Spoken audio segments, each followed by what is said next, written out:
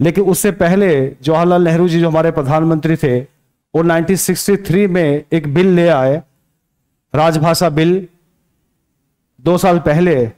और उन्होंने उस बिल में यह कानून बना दिया कि जब तक 2/3 राज्य नहीं चाहेंगे तब तक अंग्रेजी नहीं हटेगी।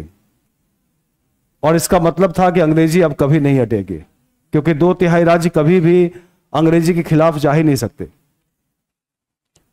तो यानी कि अंग्रेजी अब भारत में हमेशा हमेशा के लिए राजभाषा के तौर पर हिंदी के साथ बनी रहेगी।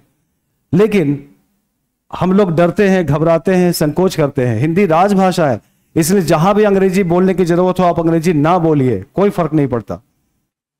आप हिंदी में बोलिए, हिंदी में आपको सब कुछ मिलेगा, हिंदी में सब कुछ करना होगा, क्योंकि राजभाषा है। तो कोई भी मटेरियल, कोई भी प्रिंटेड चीज हिंदी अंग्रेजी दोनों में होनी चाहिए, ठीक है ना। लेकिन हमारे यहाँ हम सबको पता है, हमारे यहाँ पहले हिंदी में एग्जाम भी नहीं होते थे, यूपीएससी का भी नहीं होता था, बाद में हिंदी में हुआ।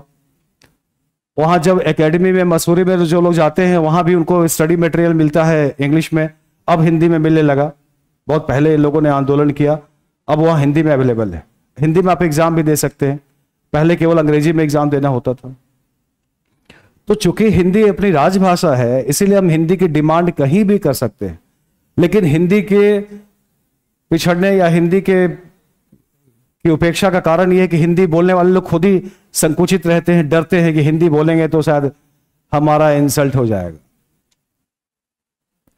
तो हिंदी भाषा कमजोर नहीं है, हिंदी बोलने वाले लोग कमजोर हैं, उनका आत्मविश्वास काम नहीं करता। तो हिंदी अंग्रेजी मिला के बोलते हैं कि ताकि लगे कि पढ़े लिखे हैं।